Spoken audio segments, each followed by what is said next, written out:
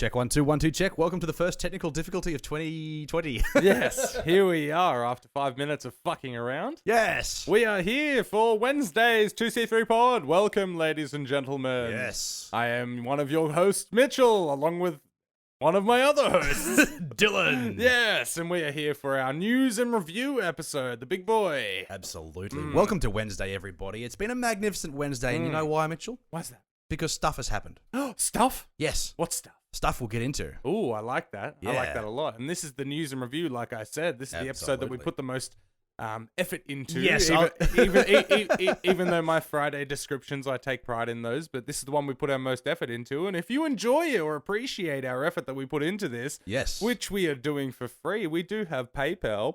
Absolutely. And because of that, twoscompany3podcast@gmail.com. I mean, if you wanted to throw us 10, 20, 50 cents, Yeah. I mean, Jesus, we'll give you a shout out and you can become a producer for the week and we'll read your name out with a little shout out if you wanted to tack a note on there. If you wanted to do it anonymously, but Yep. anything at all would be greatly appreciated. Absolutely. Because as we've discussed before in the past, we go to the theater every week. Yep. We spend hours researching for this podcast, Yes, doing we it twice do. a week, doing the recording. We've got all the equipment and stuff like that. Yes. There's a And lot that goes into this, and we love doing it for you guys. But I mean, hey, any kind of Support? contribution Yes. or support would be greatly appreciated. It So would two- certainly go a few miles, and Oh. especially this year, we're trying to ramp it up for 2020. Oh, Now we're yeah. really in the thick of podcasting. You know, we want to introduce more competitions. Oh, big time. You know, things throughout the year, not want- just at Christmas time. As we've discussed, we wanted Yes. to travel outside of the Newcastle area and go to Avoca Beach down on the coast, and then maybe even Dungog Film Festival. You know, we want to travel and experience these things. Absolutely. But speaking of experiences, of course, if you do, as we just said, want to support the show, just Yes. Two's Company 3's a podcast at gmail.com through PayPal, or you can head over to TeePublic as well and actually Yes. buy a piece of merch.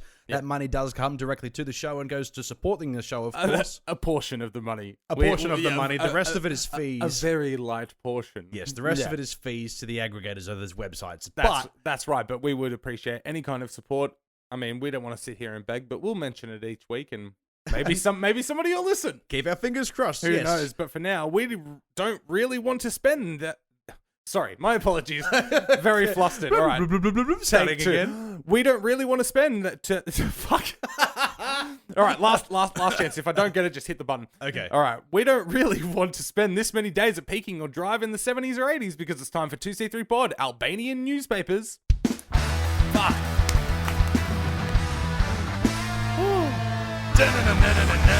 Yeah. All right. Maybe this episode should have been called Struggle Street. Yeah, no, I think it's the hat. The hat is throwing me off. For those listening, Mitch yeah. is wearing a hat today, which is quite Yeah. foreign. Although you've worn hats in the past, haven't you? Not on the show. Well, not on the show, but just in general, in Not really, life because I'm itself. normally proud of my hair. Okay. But it's at that stage where the blonde dye now, there is so much root. I haven't Yeah. had the side shaved in forever. I had bed hair this morning on the side of my head. I was like, that's disgusting. Dude, I And get that I every haven't morning, but my haircut is booked for this weekend, and I could not be more excited for it. Trust me, I'm excited as well. Payday Yeah. can't come quick enough. But Yeah. yeah, no, my beard's all fucking... I'm just out of place. Anyway, but yuck. either way. Anyway, you talking to me? Oh, You talking to me? no Talking one to else me? here. No. Well, I'm the only one here. Who the fuck do you think you're talking to? Oh, yeah? Okay. Come Now, on. as soon as It's you a said classic. I You know. haven't seen it. that, Godfather. No. No, fucking Come on, man. Godfather. It's one of those. You talk, yeah. It's Taxi. Taxi Driver. Taxi Driver, Yeah, yeah, Taxi sorry, Driver, yeah. 1976. Yeah. Yes. Absolute classic. Like as soon as you said that, I was like, I know it's Robert De Niro, Oh, of course. but which fucking Robert De Niro Shirtless is with it? the mohawk. Yeah. Yeah. Yeah, probably like one of the younger Robert De Niro movies, obviously, that I haven't seen. As we've said, like Taxi No, of Driver is course, one I yeah. haven't seen, but it's like you could almost picture any role like Robert De Niro. Well, he's playing some kind of criminal gangster, isn't he? You know? Well, yeah, in most roles, but no, Yeah. Taxi Driver, he's just a psychopath. Yeah, no, I Simple get as that. that. That's Yeah. perfectly fine. But anyway, as we said, welcome to 2C3 Pod, pop culture podcast about movies, TV shows, and games. Absolutely. Welcome to Wednesday, but to rip off the Band-Aid and get straight into Wednesday's news. Yes. There's been a lot of news that have come out recently, and it, you know, the start of the year is always a bit slow because we're all a bit Yes. distracted with the Oscars, which is coming up, and the Golden Golden Globes, Globes. which have just come out. Yep. But you know, it was that tech convention, the CES thing that we talked about last week and the week Yeah. before. There was a few things that came out of that, but one of the most interesting ones to me is that James Cameron is trying to sort of squeeze his way back into the limelight. Of course he essentially. is. Yeah, Of course he is, because, well, Avatar's, only still 2 fucking years away, so Got to get in there. Well, that's right. But like, we'll talk about the actual news article in a moment. But the interesting thing is that they unveiled a car in partnership with Avatar. I think it's Mercedes. what? I think it's Mercedes-Benz. I didn't see that. Yeah, so it's like Right. like James Cameron introduced this type of vehicle, which is real slick and sexy and has lights all over it, and it's kind of what do they call it? The Avatar or some shit like that. Oh my god! And the internet was like, well, Elon Musk just announced the most boring looking car, which everybody wants because it's electric and it's strong and it's cheap. And then they come out with this. It's like, nobody cares about this, man. I'm sorry. Can I just go back? Avatar? I don't think it's Avatar, but it is just as bad. If it's Avatar, I want 4 of them. That is amazing. In 2020, for somebody as big as James Cameron to make such a bad pun. Here it is. Yeah. It's so it's the Mercedes-Benz partnership with James Cameron and Avatar. The AVTR? AVTR, So, yeah. So it should be called Avatar. I'm only going to allow it to be called the Avatar on this podcast. Yeah. Wow. Okay, but this was sort of the same time as our next news moment for James Cameron, but why? Well, it's the exact same thing that leads into our next bit of news for James Cameron. Okay, yeah. Let's ripping get it. into it. Yeah, James Cameron has come onto the internet on Twitter and revealed some concept art Oh, wow. for Avatar 2, and nobody, apart from maybe 6 people, nobody fucking cares for this, man. And the internet is proud of not caring at this point. No, that's right. And I've been a firm believer that I think Avatar 2 will be just as good as the first one. Yeah, but there's no doubt about I'm sorry, that. Yeah, no, that's right. Exactly. But I'm sorry, James Cameron, when you come out with Avatar and it smashes all the records and becomes this huge phenomena. Yep. And then you say it's going to be a part of a 5, film franchise. Yep. Wow, that's amazing. And now it's been 11 years. Yep. And we're still basically 2 years away from the next one. Yeah, we're at concept art. We're at the stage of go fuck yourself. Yeah, like that's right. Dead set, dude. You have taken way too long to get the ball rolling with this, and I don't know what you've been doing. Yeah, but this, as much as I'm gonna go and see it, it's gonna break records. I still stand by my statement, even though I lose confidence in it. No, that's fine. Like, you could say that, and it's going to look beautiful. It's going to be directed perfectly, and it's going to be, as you said, just as good as the first one, if not better. Yeah. But it's the fact that we've had it long enough to let it sink in, and people see through the bullshit of cinema and go, that's right. It is just Pocahontas with aliens, and it's not an original concept, and we get that it couldn't have been done years ago because of CGI, and it got to a point where it's good. Yeah. Like, it is a good film, but like, as a standalone, I think it deserves to stand alone and not have any sequels. But the fact that that'd be great. Yeah. Like look at Titanic. That's right. He was number 1 in the world for years with that before Avatar came along. Yeah. And that stands alone. And yes, I know it has a sequel. Yes, it an does. unofficial sequel.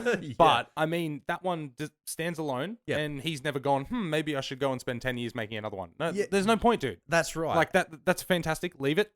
Avatar was fantastic. That's right. Should have left it. And I don't need 5 more. And I get that he's like real into like the tech of like cinema and like developing. I'm pretty sure he developed, like his team developed the 3D cameras used on Avatar to film 3D at that kind of quality, which wasn't around prior to that. And that's perfectly fine. Like, he produced Alita Battle Angel with Robert Rodriguez, which is an amazing looking film. It definitely stems from that same technology developed for Avatar. That's right. Exactly. I watched the special features, and that's exactly what they used. Same sort of thing.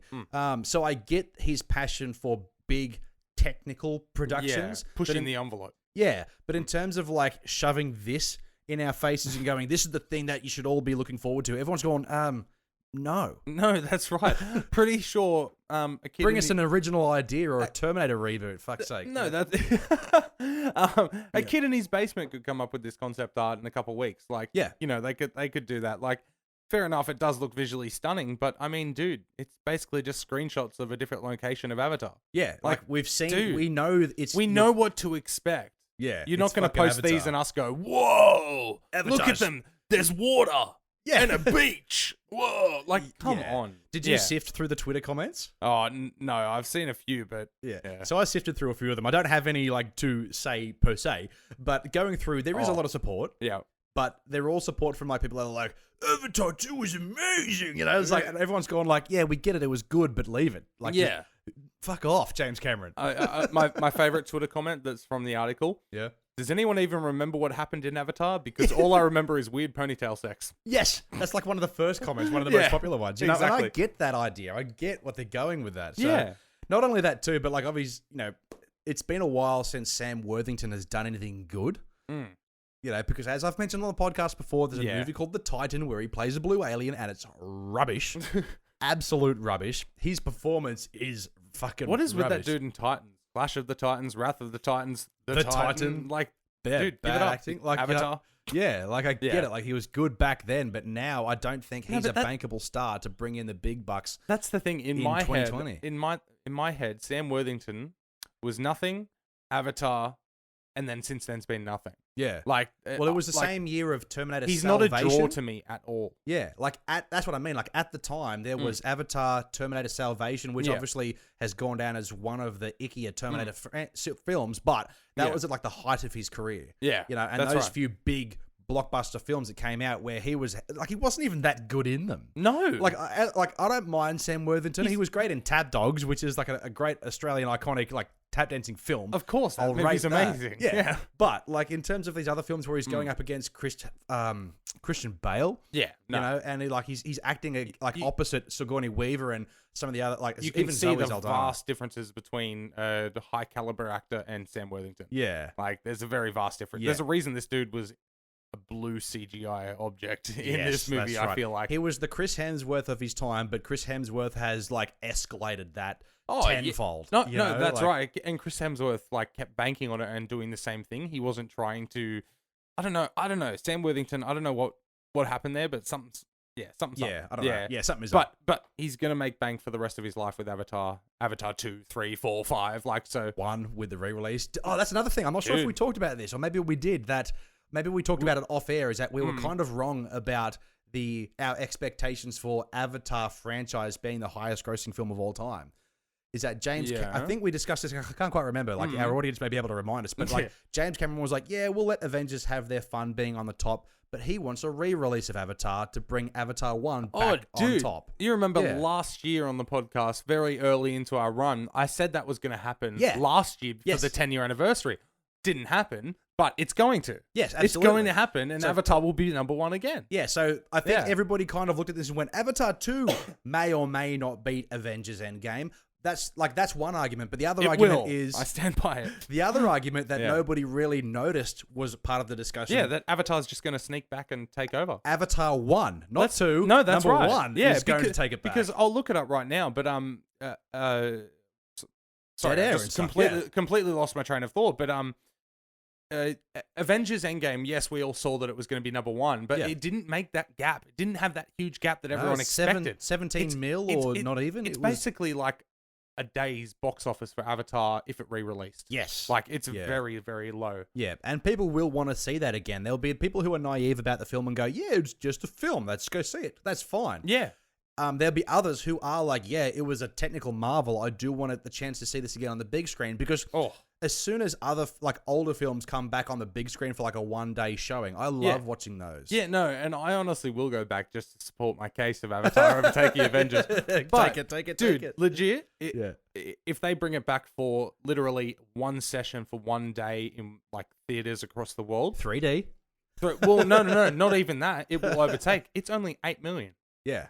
$8 million difference between Avengers Endgame and Avatar. That's almost a weekend. They get the re-release. That's done. That's done. That's like a weekend in New York. Yeah, exactly. With that's like right. The population size and the amount of people who will They go could see just do like major cities in America.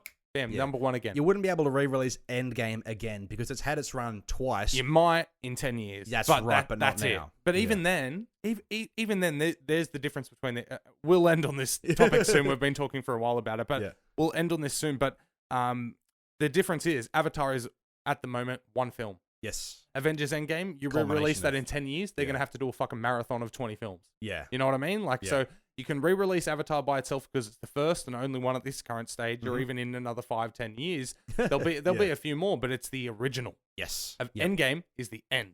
So you'll have to, hey, re-release and it's halfway a bit. from an end. Like you don't even get in the full story. No, that's right.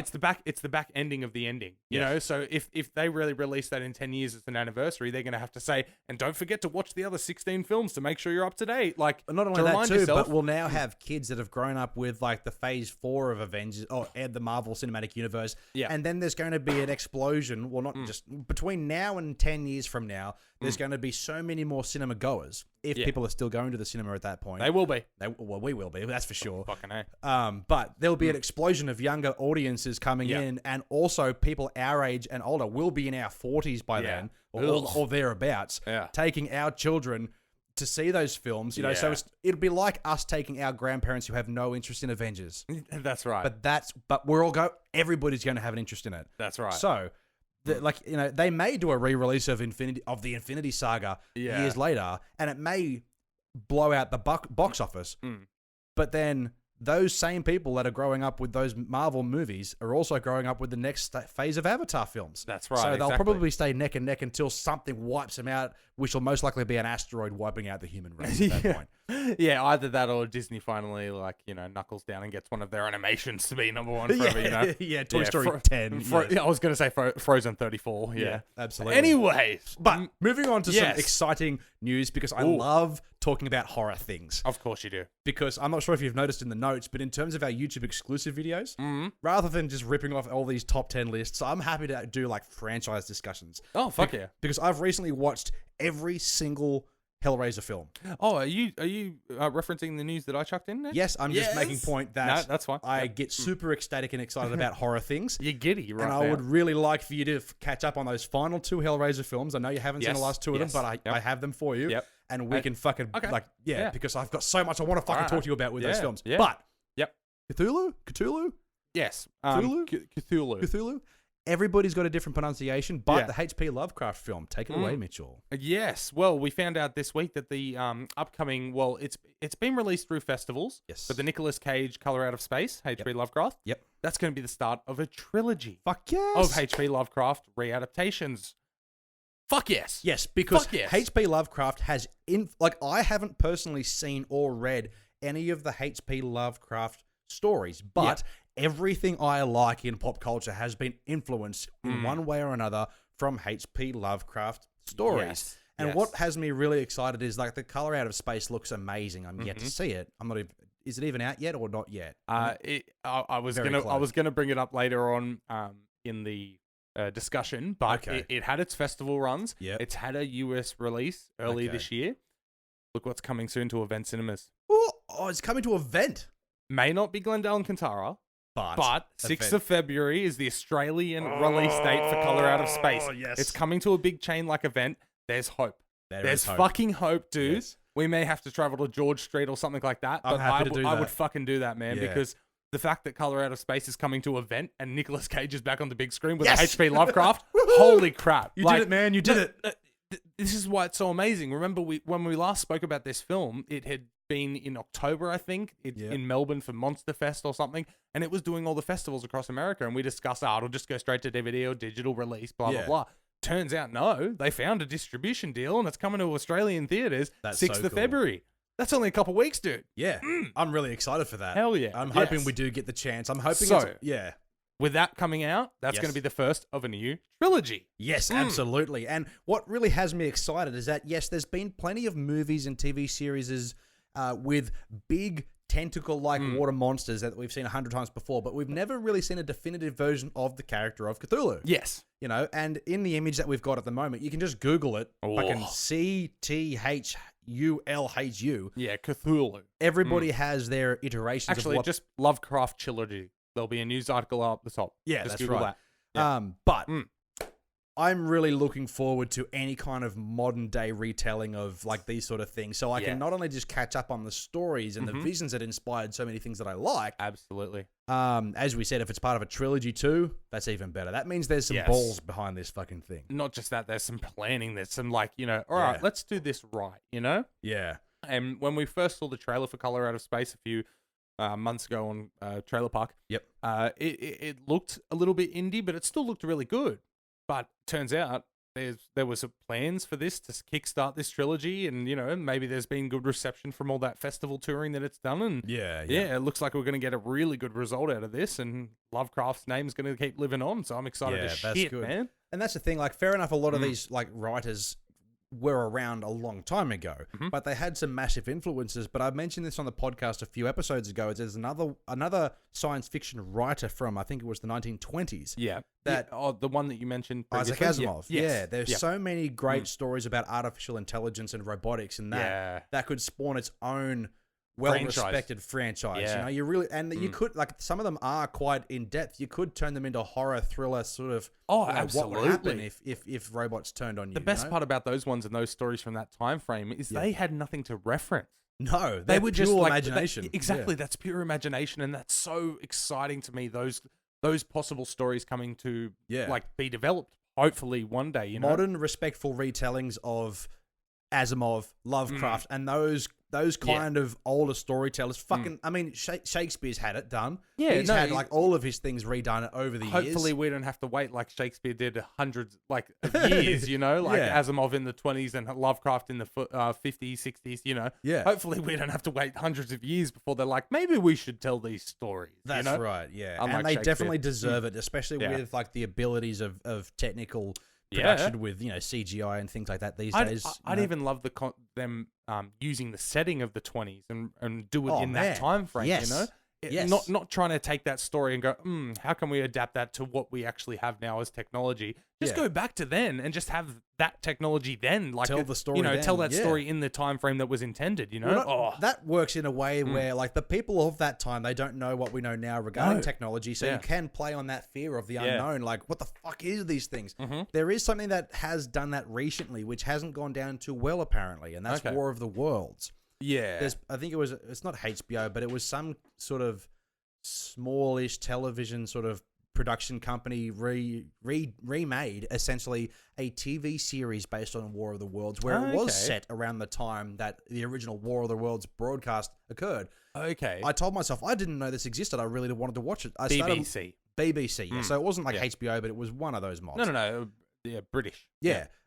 Which is perfect because I'm pretty sure Britain was where it first broadcast. I believe remember. the original author was British. Yeah, H.G. Wells. H.G. Wells. Yes, H.G. Wells, right. English. Yeah. Yeah. So I've heard nothing but bad things about that though. That's disappointing. Yeah, but the last War of the Worlds before that I'm aware of was the Tom Cruise. Yeah, 2005 with Dakota Fanning. Yeah. That was Spielberg, surprisingly enough. Was it? Maybe. I'll check that out. That was a movie I saw once at the cinema and never had any interest in watching again. I saw that at the theaters as well. I saw that down at Tuggerah, I believe, with my brother-in-law and sister. Can't remember where I saw it. And I didn't understand the ending because I was a kid. 2005, I was like 12, 13. Yeah. And I remember walking out going, how was the birds?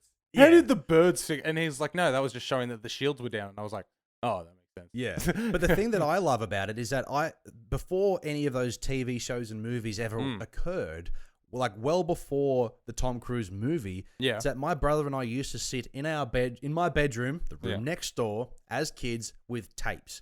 And my parents somehow had the original broadcast on tape, and we listened to it over the span of a few nights. Oh, that's awesome. Me being 4 or 5 and listening and imagining. Yeah. I had a very photographic imagination as a child. Oh, it scared the living shit out of me. I can imagine. Yeah. I've never heard the original broadcast. I distinctly remember I didn't get up to the point where they started to describe the aliens. Because I was too scared and I never went back to it. So I've been meaning to go back and listen to the broadcast because now I'm into broadcasting essentially. I've always been a bit of a fan. Really? We pretended to have like a radio show as a kid, so I really want to. I did that with my sister as well, man. Yeah, I think we were destined bored for this. Yeah, I know. That's kind of strange. Yeah. But anyway, okay. So we got to War of the Worlds from H.G. Wells, from H.P. Lovecraft. Yes. Lovecraft's new trilogy, exciting as hell. Color Out of Space, Glendale. Event Cinemas, if you're listening, please have Color Out of Space. One night, I will cancel work to be there. Like, please. Absolutely. Yes. But speaking of other horrors as well, here's another one that we haven't really caught up horrified. on. Yes, we are very horrified because almost anything that comes out of this production company is destined to be rubbish, except for their latest Krypton series based on Superman's dad. Apparently was quite good, but sci-fi. Yeah. The channel known for making really low budget, schlocky. I know one show of theirs, Haven. Haven. I only know that because it stars a former wrestler. Okay. That's it. Well, that explains it. Yeah, exactly. They've officially ordered a Chucky TV show. Why? Yeah. Why? And the most frustrating thing out of all of this is, maybe it's okay. So I already have no hope for this, but maybe they're just going to tell a new story or start it again. Nope. No, it is literally a direct sequel to all 7 films. Yes. Why? Now, why? When you say all 7 films, are you including the most recent? Was that a sequel or was that a reboot and they're ignoring that? I think that was a reboot and they're ignoring that. Okay. So they're doing that. Well, there's Child's Play 1, 2, 3. I'm not sure if there was a 4, but then there was Bride, Seed. Curse of Chucky? Curse. Yeah, like, God. Yeah. It was probably fucking like Chucky Goes to the Park. Yeah. Fuck. The last Chucky I ever watched was Bride of Chucky. And as schlocky as those movies are, they are great. Oh, wait. There was Cult of Chucky. What did I say? Curse. Yeah. Cult of Chucky was the 2017 one. And then they did Child's Play by itself last year. That was bleh. So it's the Cult of Chucky that I was thinking of. Okay. Yes. That one I haven't seen. Haven't seen it either. This is another one of those franchises, like classic 80 horror franchises, which I want to catch up on. But Taylor and I went to the shops over the weekend. As usual, we do our tour through JB Hi-Fi. Yeah. And I saw Child's Play in like the bargain bin. Of course. I was like, man, this has Mark Hamill in it. Yeah, I know, right? What's that other really awkward young female actress who's... I'll tell you in a second. Yeah. Anyway, I was like, this movie came out last year and I can already buy it for $10. Yes. But I still really want to watch it. I want to judge it for myself. But I'm not rushing to see this, and I will not be rushing to see a sci-fi produced. Are you talking about Aubrey Plaza? That's it. Yeah. No, of course. Yeah, no, exactly. And she's great. Yeah, they're both good actors. I just this was not the one that you wanted to attach yourself to. No, like it really wasn't. But either way, what was I going to say? I don't know. Even the bio for this new TV series is just so cliche. Yeah. When a vintage Chucky doll turns up at a suburban yard sale, there you go. Like, as in, that's how like 17 horror movies this year will start. Yeah. Like, I'm so over that concept. Yeah. I love Chucky, Icon. I love all those, even the bad schlocky films. They're fun. Yeah. Just leave it alone. Yeah. Come up with something new. Yeah. But actually, this Friday in Trailer Park, there is a brand new doll-related horror that's coming out that I'm like, okay, I appreciate that it's new, but why? Okay. Yeah. So I'm interested to talk to you about that one because I don't know what you're talking about. We'll save that for Friday. But either way, the next bit of the news, moving on from this because that's more than enough time spent on this. Yeah. The reason I wanted to talk about this one next is because it's still kind of horror related. Okay. Yep. But we're steering back to Marvel. Is that the Doctor Strange, the Multiverse of Madness, which is considered to be Marvel's next or only horror-ish film. I was going to say this was them dipping their toes into that realm. Yeah. With, obviously, PG-13 being a Disney property. Oh, absolutely. And a Doctor Strange property. Of course. You can't go too heavy in it. But their director, Scott Derrickson's pulled out.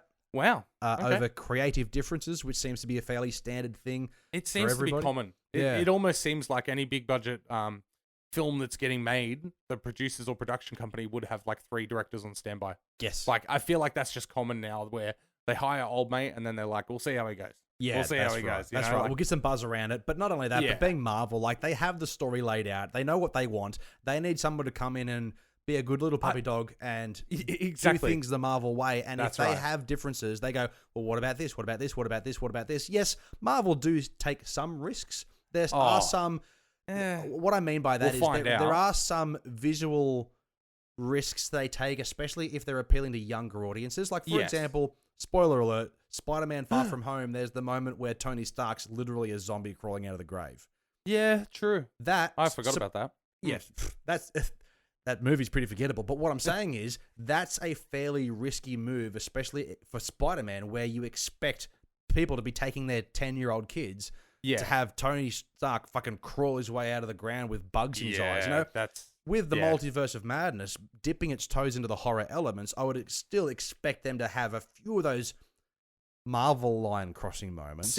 But not too far. No, that's right. See, now the one thing now that I've looked up Scott Derrickson that I'm a little bit curious about is Derrickson. My apologies.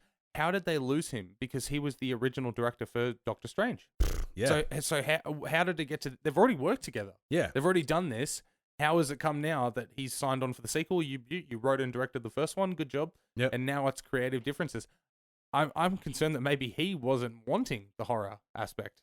Well, I don't know about that because if you look through it, Derrickson's in like credits, Exorcism of Emily Rose, Sinister, and like they're two very well, they're all horror. And Exorcism of Emily Rose is one of my, I wouldn't say guilty pleasures, but it's one of the, I think personally, one of my favorite horror films. Yeah. Just the concept itself. I mean, it's been done to death, but I think it's one of the better versions of those possession films. Yes. And Sinister 1 was quite a good original concept. I have not seen that one. You haven't seen Sinister? I don't think so. Okay. Ethan Hawke, white face, triangular black eyes with like a... Anyway. No, I haven't. No. I recommend it. If you're a fan of horror, watch Sinister 1 and 2. He also directed Hellraiser Inferno. That's... in 2000. Okay. That's a credit to add to it. Hey, those... As I said, I've watched them recently. Yeah. The ones of which they say are the worst. I'm just saying, you're saying he's coming from this horror background, so that's probably not the reason he's creative differences pulled out. So, yeah, I'm just curious because, I mean, Doctor Strange did that, and doing the sequel just seems like a no-brainer. Yeah, especially going down this horror thing. He seems like the perfect guy. But, exactly. I'm just curious as to how that, fell apart, but, oh, well. Yeah, and maybe they saw his resume and went, "Oh, he's done." He did Hellraiser Inferno. Oh God, why did we give him that one? Yeah, that's right. Yeah, let's blacklist him. Yeah, but anyway, that sounds. I don't know. Yeah, no, but anyway, the movie's gonna end up the exact same way it was going to initially, isn't it? Regardless, Mr. Disney, Mr. Marvel, they're going to sit down and go, "This is what we want. Who's going to do it?" You know, simple as that. They're just looking, like you said, for a lapdog to go, "Yes, sir, no, sir." Yeah. Simple as that. That's it. But, all right, moving on. Speaking of yes, sir, no, sir, it's time for the 92nd Academy Awards, and the Oscar and the nominees are out. And oh, are they? Okay. Yeah. Yep. Did you not see that I added it to the notes? No. Okay. Actually, no. When I opened up my tabs for the week, I saw it. I was like, was that in there? I don't think it was. Maybe I looked at that myself, and then I closed it. Lovely. Yeah. Yes. Well, I'll let you carry this one because when it comes to awards, I fucking don't care. No, that's fine. See, I love the pageantry of the awards. Oh, do you? I love that. I love watching the Oscars. Do you? Yeah. Okay. No, I think it's fantastic, and I like supporting the films that I think should win. Okay. A lot of years, it's films that I don't get a chance to see or they don't come out our way. Well, these films win in our book. No, that's right. Exactly. Yeah. But, I mean... There's a few pleasant surprises, but a lot of the internet and like critics are saying that it's a very bland, boring Oscars and cliche and racist even because of the amount of basic bitch like general awards films are getting the nods as opposed to taking a left field approach. So is all the actors and actresses are white? So hold on. So people are saying that the Oscars or the nominees for the Oscars, they're racist choices, not the fact it's not the other way around. They're not going, well, there should be more black people. There should be more. Like, actually, I'm trying to confuse. No, they're saying that there isn't enough diversity. Right. Okay. Yeah, simple as that. And as far as I'm concerned, I mean, I think the best people are in there. Well, that's the thing. Like, we've talked about this. I mean, I haven't seen all the films, so I'm not if going you've to got five people and one of them's a black person, and they're all in an interview for a job, and 4 people are really fucking qualified. Yeah. 2 people are not. Yeah. One of them happens to be black. Yeah. You're not going to get the job. No. Like, unless that one person comes through and performs better than the rest. That's exactly right. Best man for the job. That's right. Best man or woman. But the only difference here is that this is a committee that is made up of mostly old white people. Yeah. So, I mean, I get where they're coming from, but I feel like I hate our society because I feel like there was writers for CNN, as the article I put in suggests, CNN and all those big New York Times and that, they were just waiting for the nomination to go, not enough black people. Yeah. Oh, the Oscars are racist again this year. They would have just been waiting for that. Well, that's the thing. Like, when it comes to people, here we go. When it comes to people, when it comes to people being racist or picking that something is racist on the grand scale, when it turns like mob mentality, it's usually not the people who should be offended. It's the louder white group that are offended for the minoritized black, Asian, Indian group. You know, it's like, shut the fuck up. It's not your thing to say. No, I haven't done a ridiculous amount of research, but I haven't seen black people complaining. That's what I mean. Exactly. They're going, well, better luck next year. We did our best. Good job. In fact, like as in the article that I put in the notes was from CNN, and it was by Gene Seymour. And this is what he looks like, dude. I've seen, and he's there complaining about diversity. And I'm like, really? Really? This is your big moment to shine? Yeah. Really? Yeah. But either way, just to run through a few of the brief ones, like the ones that I got excited about. Best Picture, okay? Yep. Ford vs. Ferrari, lovely. Yeah, The Irishman, great lovely. film. Yep. Joker, lovely. Marriage Story, we didn't see that. 1917, yep, lovely. Once Upon a Time in Hollywood, lovely. Yep. Parasite, South Korean film. Yeah. Of course. That's of up course. there with the big one dogs. that one that we fucking missed. Yeah. We missed that preview screening at Glendale in like August, dude. Yeah, I know. I'm so pissed. But either way, then there was Little Women. Apparently that was good. Okay. Yeah, I know. Yeah. All props to them, I guess. And Jojo Rabbit. Yeah, right. I still haven't seen it. I know. I know. But either way, I'm so excited because this is the first year in years where I'm like, oh my God, I've seen all but 2 of these. Yeah. And I think they're all worthy. Like, well, that's the thing. Like, you know, if there were other films that were big enough to fit that criteria, that were also good enough, that's fine. They would be there. Like Parasite. That was a relatively smallish film, but it had the impact of being a fucking fantastic film, which neither of us have seen, but we can vouch for it. And you can see the growth of it and the word of mouth spreading because, like I said, about August, might have even been July, I was like, oh, yeah, here's Parasite coming for a week here at Glendale, blah, blah, blah. We'll see a foreign film one day. Yeah. And just brushed it aside. Next minute, about a month later, best film of the year. Like, everybody's raving about it. I'm like, fuck, we missed the boat so bad. The articles relating to this that I see a lot of people saying that the main actress from Us, that film should have been nominated. But I remember word of mouth being, Us is okay. It's not as good as Get Out. Yeah. I was like, that's a valid argument. Yeah. You know, and if the majority of people who have seen the film look at it from a film perspective, not from a race perspective, and go, it's an okay film, but it's not a great film. Did you end up watching My Name is Dolomite? Or no, not yet. No? Or Dolomite is my name? Yeah. Because apparently that's one of the ones people are complaining about. That should have been in Best Picture and Eddie Murphy for Best Actor. Okay. I watched it. It was fantastic, but I mean, I didn't think about Oscar nods. So for someone who has seen it and didn't give any thought about that, do you see that stacking up against the list that you just mentioned? Relatively small. Not having seen Little Women or Marriage Story. Yeah. I could see it slipping into that spot. Honestly, if it was in this list with all these names, I wouldn't go, really? Okay. You know, I would just go, okay. Well, that means therefore that stands. I think that stands. Yeah. But either way, I mean, The Irishman's up there. Netflix film. Yep. Stuff. That's true. Yes. Also, I just wanted to point out Best Directors. Martin Scorsese, of course. Todd Phillips, Sam Mendes, Quentin Tarantino, and Bong Joon-ho. From Parasite. Yeah. So that is a stellar list, man. Yeah. Like, those are 5 fucking phenomenal filmmakers who made phenomenal films. And you know what? I'm so excited. That's not racist or egotist or sexist in any way. No, because they're the big dogs doing what they do best, and they fucking nailed what they did this year. So, because they're the ones doing it, and they have been doing it, and they've perfected their craft, they deserve to be there. Yeah, fuck yeah. Yeah. Actor, of course, we know that Joaquin's gonna win that, but Leo got nominated as well, which is lovely. Yep. Brad Pitt got nominated for Best Supporting for Once Upon a Time as well. I think that's a valid Check point. out this list for Best Supporting Actor, and you tell me who the fuck's gonna win because I can't pick anything. Okay. Tom Hanks for A Beautiful Day in the Neighborhood. Yep. Anthony Hopkins for Two Popes. We haven't seen that, but Anthony Hopkins, Al Pacino, Joe Pesci, and Brad Pitt. Who the fuck is going to win out of that list? That is insane. Fuck, yeah. That is insane. I was like, it'll be Joe Pesci. Oh, it'll be Brad Pitt. No, it'll be Tom Hanks. That's what I mean. Like, exactly. Like, as in, I haven't seen Beautiful Day in the Neighborhood or Two Popes, but out of that list, I just give it to Joe Pesci. Yeah, so do Just. Because that was his return. At the same time, if Brad Pitt won, I'd be like, makes sense. Yeah. Al Pacino wins? Makes sense. You know, like, I'm not going to argue with the result of that. That's just a stacked thing. Yeah, no, absolutely. Also, big shout out, Scarlett Johansson made history as the second only person to be nominated for Best Actress and Best Supporting Actress. Oh, really? Yeah, Best Actress for Marriage Story with Adam Driver, who's also nominated, and Best Supporting Actress for her character in Jojo Rabbit. Oh, really? Yeah. Oh, that's good. She was phenomenal in it, man. Yeah, because she is a top actor. She is good. Well, yeah, she's nominated in the 2 biggest categories for an actress all year. Like the only way she could have done any better is if Jojo Rabbit, her character, was a main character. Yeah. And she was Best Actress twice. You know, that's the only way she could have topped herself. Like, full raps to her. I'm not a huge fan of her.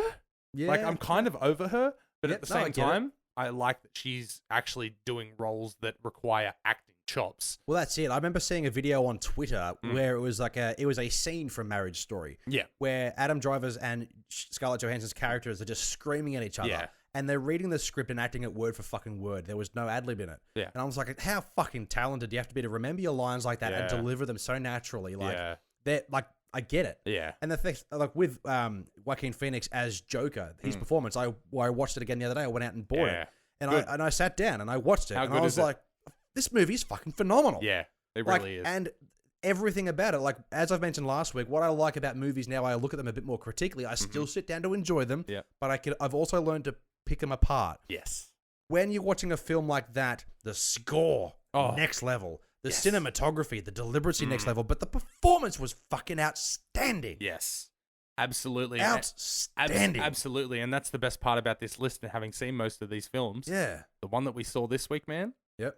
Oh man. Holy shit, man. Yeah, we'll get to that. Oh, yes, we will. But I look at that, and then I look at Joker, and then I look at Jojo Rabbit. I look at Once Upon a Time in Hollywood, and I'm like, all of these can win. Yeah. Like, all of these, if any of these win, I'm like, well done. It has not been it's a shit crazy year for cinema. That's why I reposted. Head on over to the Facebook page at 2C3Pod. I reposted my little snippet from episode 50 when I gave a brief rundown of the year of film of 2019. Yep. And like I said, my apologies. There's bombs all over the place. There's stupid sequels and reboots that were unnecessary. There's terrible films last year.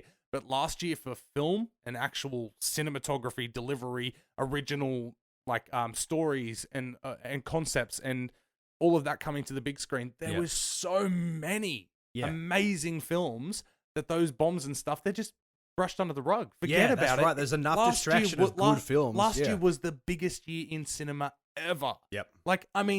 How can you argue that cinema's dead when it's doing that and still carrying all these bombs, you know? Oh, yeah. And then there was even good films that didn't make that big of a splash, like It Chapter 2 and Doctor Sleep. They were actually really good films, but they didn't even make a blip on the radar, you know? If they were there on their own, exactly, they would have crushed it for the year. But because they were up against so many other great films that year, they struggled. You're competing with Ford vs. Ferrari, The Irishman, even just the limited release, that's competition. Jojo Rabbit, Joker, Marriage Story, 1917, Once Upon a Time, last year was amazing. Yeah. Last year was amazing, and it's getting better. And I'm just jumping the gun a little bit here, man. We're 2 for 2 this year. Man, yeah. Big time. All right. I'm really excited Academy Awards. For this year. Yep. Margot Robbie's nominated for Best Supporting Actress. Bombshell. Yep.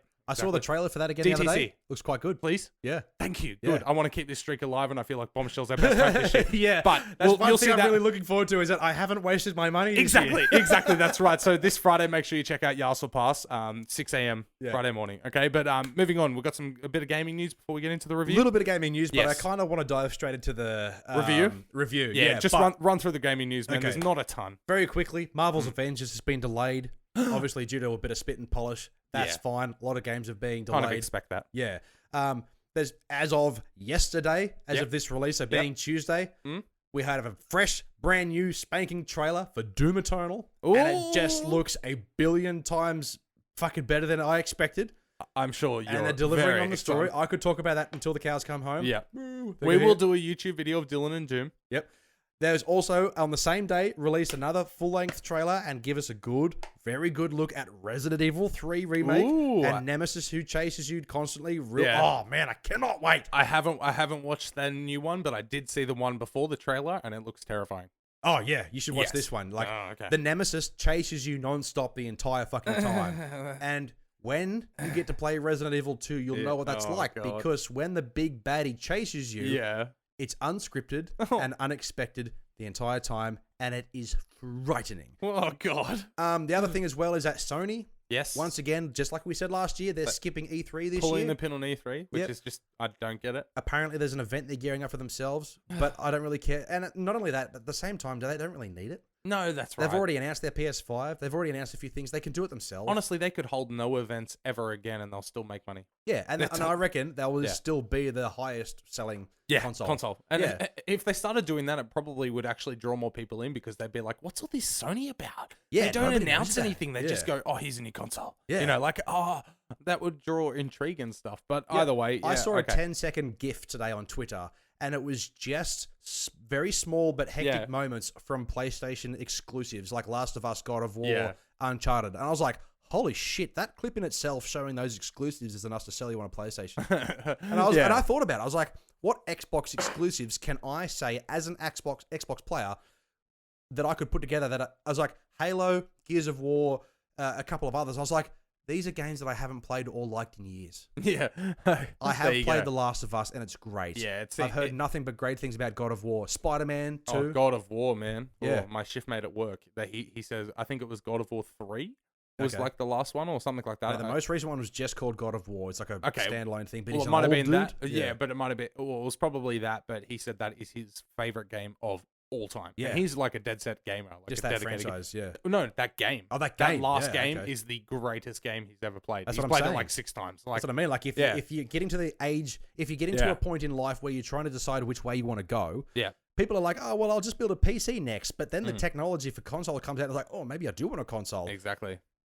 I mean, don't just look at the tech anymore. Look at these games. And, yeah, that's right. You know, I'm just glad to say that I'm able to have both. And they keep doing it, man. Yeah. Yeah. The other thing as well is the next Star Wars game after The Last Jedi could reportedly launch a new saga in 2021. Well, we knew the new saga was coming. Like, as much as what was the last one called? Last Jedi. What was it? Rise of Skywalker. Rise of Highwalker. Yeah. That was them wrapping up that Skywalker saga. But I mean, they've already announced another 6 films, I think. They'll make more, yeah. Well, they have. They've announced that they're going to go opposite with Avatar for the next fucking 12 years. So. Yeah, well, I mean, it's Marvel. Yeah. It's exactly. DC. Like, it's the same fucking thing. That's exactly right. So, I mean, yeah. So, a game kickstarting it, they'll probably just have a few new characters and everyone will go, ooh. I think one big exciting thing, though, that Disney is getting right on Star Wars, which we'll get to very briefly, is that Obi-Wan Kenobi. There's been a few more development sort of information about the Obi-Wan Kenobi series. Okay.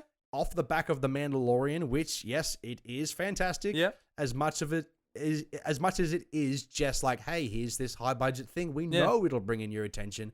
And by releasing it week to week, we know you'll keep your subscription rather than binging it for a week and then canceling. Yep. You know, very impressive business model, which sucked everybody in, and I get it. No, not me. No, actually, that's right. That's correct. So except for you. But the Obi-Wan Kenobi, for anybody who's interested, that is certainly on its way as well, and it will be just as good, if not better, than The Mandalorian. But yes, the button didn't work. That's all right. Coming at you fresh, coming from afar, it's 2C3 Pod DTCR. That's right, ladies and gentlemen. It's time for 2C3 Pod DTCR. Does the cinema. Yes. And as we said about 5 minutes ago, is that we've had a cracker start to the year. My God. The first 2 DTCs we have done this year, we have done The Gentleman, which last week, rave reviews, fantastic Guy Ritchie project. And this week, we had the absolute pleasure. Yes. Absolute pleasure of going to see a film that I normally wouldn't run out and see because I'm not a huge war aficionado, film buff. I don't think I really talked you into this one. No. I think I said I could still see what was going to happen. I was like, this is going to be a big deal. Be a quality film. And my lord, 1917, the Sam Mendes directed project. Yeah. Holy shit. Is a fantastic, magnificent, wonderfully produced, directed, acted film. I can't say anything bad about this film when we haven't even started talking about it. But written and directed by Sam Mendes, also written by Christy Wilson Cairns. Yep. Starring, and I only put the 2 of them on here. And I'm glad you did, because there was a bit of speculation that people were worried that a few of the big name casts would overshadow. But no, the way that the film is made, they serve their purpose. They are literally just pass by characters. Yeah. And it's fantastic. But starring Dean Charles Chapman and George McKay. Yep. Those are the 2 main characters. They're the only ones you need to know. I know Colin Firth. Yes. Colin Firth is in the trailer, and Mark Strong is also in this film, who's... I didn't know he was in it. I remember seeing it like months before it got released on Mark Strong, but then I forgot, and then I saw him and went, oh, I love it. Yeah. And those are the probably... Some men just want the fight. Yeah. Man. Seriously. Everything... But distributed by Universal Pictures, budget $90 to $100 million. Yep. May I just reiterate that Cats... was $100 to $120 million. Yeah. This movie costs less or just on the same as that. Now you tell me which one is fucking visually amazing and flawless. Yeah. Cats. Which one did they put more time and effort into?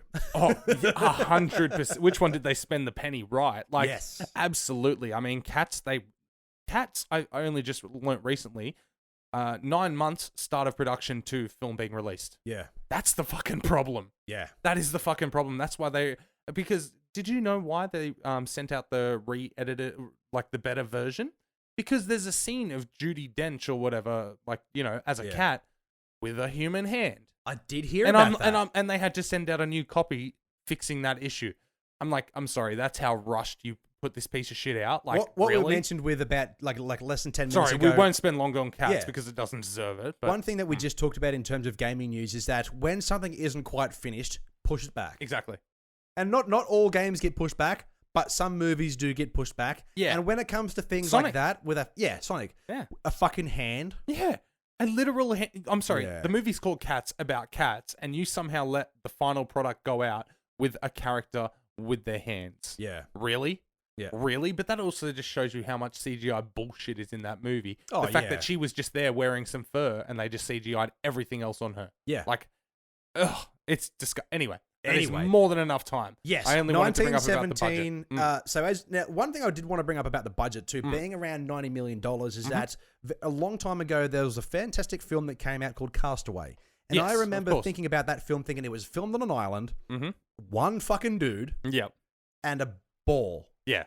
$90 million. And I thought, holy shit, that's expensive. And I thought, well, it has to pay for the actors. But the fact that a film of this caliber can be filmed in this day and age on this kind of budget goes to show that they spent every penny right. Yes. And that blew me away because that's one of the things that, you know, that I love looking up, the money behind it all and all that kind of thing. And I left the theater blown away because it's absolutely phenomenal, every aspect of it.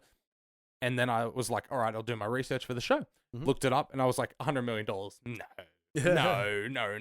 No way. Like, I was expecting about 2 to 250 million, you know? Like, if Netflix is going to spend that on Six Underground, surely this film was like fucking worth a lot more than that. But yeah, no, $90 to $100 million. And like we've already said, every penny is spent in the exact correct way. Yep. This movie, start to finish, hooks you and it is flawless. That's one thing I do want to say about the film itself from start to finish is that, as we all know, the film is edited in a way where it's seemingly one shot. Yeah. You do see the breaks. I told you that they would have to have at least one moment where the character's asleep or, as we found out, unconscious for a little bit. And then they just do quick cut and he opens his eyes and it's hours later. That was like they had to do one. That was, so that I didn't mind that. And like, if you haven't seen this film yet, you won't really quite understand. But I will have to say, within the first 15 to 20 minutes, I felt mentally exhausted. Yeah. Because not because it's hard to watch. No. It's because I wasn't blinking. No. Yes. Because I was so focused on watching one take. Yes. But not only that, but I was also looking for where they passed a rock or a tree. And you could definitely see some, not all, but you can definitely see some of where the cuts were changed and things were swapped to start the next scene. Yeah. But it was edited, obviously, in a way that it seems like one shot, and that's perfectly fine. You can't do 2-3 hours one fucking go unless you're in a play, and you got to get it fucking right. Oh, man. But you're battling against the elements as well. But what I mean is, like, it's visually exhausted me for a little while because you don't realize how much you rely on cuts and those dead shots of in between, like even Joker go from one angle to the next. Even Joker has it when they cut to a new scene. There's an external shot of a building, like you know, like things like that. You don't realize how used to that you are, where it's just a little brief breather. It's just a moment to process a thought. You know, this movie, like you said, it's made to seem like it's one big shot. Yes. And honestly, I was so engrossed in the story and the action and the drama and the heartbreak, all of those concepts, that I didn't see a single cut. Okay. You know, I was not looking for that. I went into it going, all right, let's see how they did this. And like you said, 10 minutes in, I'm just glued there. Yeah. I didn't even, you know how much I love my popcorn? Yeah. I had a large popcorn. Didn't even finish it. Yeah. No, because I was engrossed in the film. Yeah. Every moment of this, those cuts were flawless. Sam Mendes, everybody involved. Yeah. Production was amazing. Yeah. Just all of the terrain and the sets. Yep. Holy shit, the sets, man. Yeah, like man. one big long. Oh, my lord, this is a production. It is fantastic. Now, we should probably tell the people what the story is. Oh, of course. Yes. Did you want me to read through the brief little go for it. Here? Yep. 2 young British soldiers during World War I are given an impossible mission. Deliver a message deep into enemy territory that will stop 1,600 men and one of the soldiers' brothers from walking straight into a deadly trap. Yeah. Simple as that. The story itself is fairly low scale. Yeah. You know, when you think about it, like, 1,600 people, you know, like, obviously, in the grand scheme of things, that's a hell of a lot of people to be wiped out. Especially World War One. But going up against, like, Saving Private Ryan and Fury and a lot of other modern war films, like, the scale of the story isn't as massive. But the way that, like, they deliver it in such a way where you do empathize for the brother because he's going to find his brother. That's how they encourage these characters to do their mission, because there's family at stake. Absolutely. And then, I'm not going to spoil anything, but there was a surprise in the middle where... It took a left turn. It took a left turn. Very hard left turn, but in a really wonderful, sort of heartwarming way, because that turn occurred out of the kindness. Yeah, no, that's exactly this right. person had towards the enemy, because they're all fighting because they've been told to. Like I said about Hollywood Men, no good deed goes unpunished. That's right. And that's very true for this story. But as far as I'm concerned, the story and the ending and the start, man, what an emotional, exhausting experience. But in such a good way. Yeah. In such a good way. I remember when I first saw the trailer to this, and the trailer is, you know, towards the end of the movie, where one of the characters, what's his name? The guy who plays the character in that trailer, where he's running along the trenches, and the 1917 visual comes over the top. Oh, is it George McKay, like the one who doesn't have the brother? Oh, the actor, George McKay. Yeah, George McKay. So that character, actor, George McKay's character. You see that trailer where he's running and like the bombs are flying and people are running. You know, I was like, oh, this movie's just going to be a visual wank for the director, and like, because I was like, oh, one shot, blah blah blah blah blah, because so many directors try and do such a wanky kind of thing. Or they try and do an extended scene of like 15 minutes of just one camera angle. And like, they try those things. They try and be too creative. It seems like they try to do it for their own gratification. Yeah. Go, look how good I am. Yeah, you know? But this film didn't feel like that at all. This film felt very unique, and people are right in saying that it does feel like you're in the room, because you technically are. Oh, yeah. So I don't really have much more to really say about this. As I say every week, if I really liked a movie, I don't write notes. No, I've got nothing. Yeah. I've got nothing but the Wikipedia page and the IMDb page just to reference actors. So what I will say is that this year I've changed my rating. I'm no longer going pretzels. I'm going great. Oh. Good. Oh. Okay. Oh. And crap. Oh. Nothing above great? No, it's great. Was fucking great. Okay. Good was like, it was a good film. I'm still going to stick to stars at least. Yeah, no, that's cool. Okay. Yeah, I just want to, because I've started writing all these down. Yeah. You know, because I'm going so instead of writing like how many pretzels or whatever, you're just writing great. Yep. Good. Yep. Yeah. Okay, cool. You know, like, because they're either really fucking good or they're good movies. No, that's right. Or they're a bit whatever, or they're trash. And at the end of the year, when you look at 1917 and Gentlemen, and I hope we're going to see Bombshell this week. Yeah, we'll figure that out. Yeah. And you look at all of them, you'll see great or whatever, but you'll go, that was really great. Like, you know, yeah, you'll remember I'll remember. That. Yeah. No. Well, not only that too, but even if there is a good film which isn't quite as standoutish as something like this, it'll be a good. Yes. Because it'll fit in that category, because I'm not thinking too heavily into this. But 1917, second film of the year, film of the year to get a great rating from me. Absolutely. The Gentleman and 1917. Yeah. Fucking what an amazing way to start off 2020. Man, we are in such a good period for film, man. And I remember you months ago saying January is normally a dead period. It usually is. Man. It usually is, man. Yeah, no, I told you after that Christmas period, they normally like to throw out a few big ones. And man, they are hitting it out of the park. Yeah. I'm giving this one a solid 9.5 out of 10. Yeah. Like a fucking phenomenal film. Yeah. Absolutely phenomenal film. I will just reference my rating. Yep. I don't think there will be a 10 out of 10. This year. Okay. I'm leaving that for in case there's another fucking decade-breaking film. So this is like the best film ever, but you're waiting for that one that just really... I'm waiting for like the game changer one. Like this is absolutely phenomenal. Will be remembered as probably, I think it will win Best Oscar this year for Best Film. And deservedly so. And it will be remembered for that. But I'm waiting for that one that changes the game. Yeah. You know? And it may not be what everyone thinks is a good film, but to me, it's a game changer of a film. So this one, 9.5, Gentlemen got 9. Man, fuck it. can't ask for a better way to start. We're off to a great start. We're off to a fantastic start for this year, and I cannot wait for next week. Margot Robbie got nominated for the Oscar as well, so did Charlize Theron, I believe. I didn't really want to go see Bombshell, but then I watched the trailer. I was like, fuck, this movie does look great. It really does, and I love John Lithgow so much. Oh, man. Yeah, apparently the prosthetics like throughout the whole time. It's either that or Bad Boys for Life, and no. We'll talk about that. Yeah. But tune in Friday. Yes, absolutely. Now, I won't say best moment. No, I won't say favorite sort of scene, because the whole film is fucking great. Favorite scene, the start and the end where they started the movie. Yeah. But I will say most memorable moment for you. I got to say, at first when I was leaving, that middle part really hit me. Like, that really hit me hard. But you can't spoil that on the podcast. No, I'm not going. No, I'm just saying, if you go and see the film, you will know exactly what I'm talking about. Yep. That was it. But honestly, the last scene. Okay. The last scene was I left going, oh, fuck. What a journey. Like, that last scene, man. I'm getting emotional thinking about it, bro. Fuck, man. Thank God I'm wearing a hat and I'm going to put the brim down. Okay, yeah. All right. Yeah, no, it was, those two moments. Magnificent film. Oh. I have to say, in terms, like as we've said, whole film is fantastic. There's a million moments in this where I could say, well, yeah, that was great. But the one most memorable moment, the one that stuck with me the most, it's not the biggest or most emotional, but I'm sitting there thinking, fuck, this is going to kill this kid.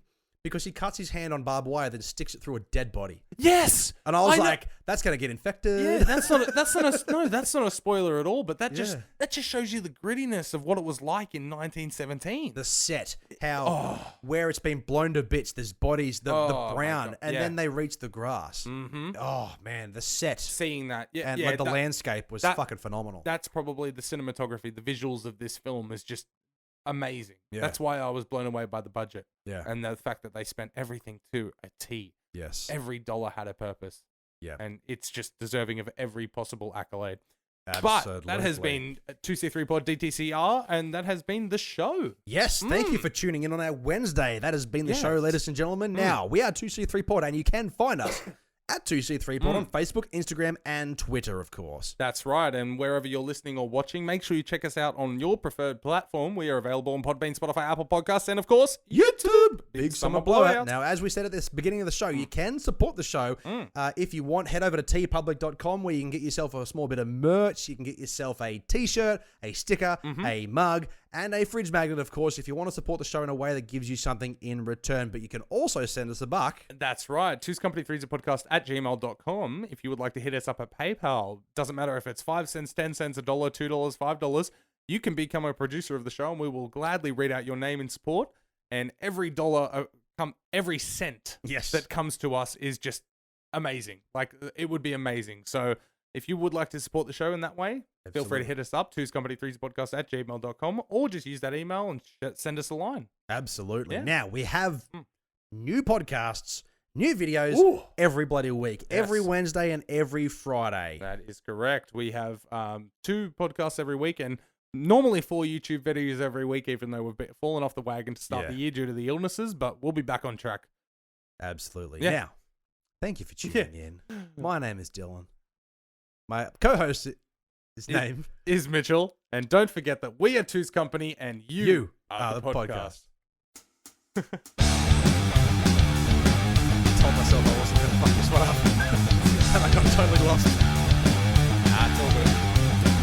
It's a charming sort of terribleness. All right. Oh, I will? Oh, see, now the pressure's on. All right. Trivia time. Week 3. End of the week trivia. All right. I'll let that drown out. We have trivia cards. This isn't just us writing them. Yeah, if you're watching. All right. In Toy Story. Yes. What is the name of the boy next door who blows up toys? Sid. Yes. Yeah, you're taking the lead. Very 2-1 for the year. We'll see you on Friday. Hey, thanks for checking out that video of Two's Company Three's a Podcast. We really appreciate it. Wasn't it really something? Why don't you drop a comment down below while you're still here on what you thought about that video. And once you're done, go check out the next video. Feel free to hit subscribe as well. I think it'll be a really good investment for your future.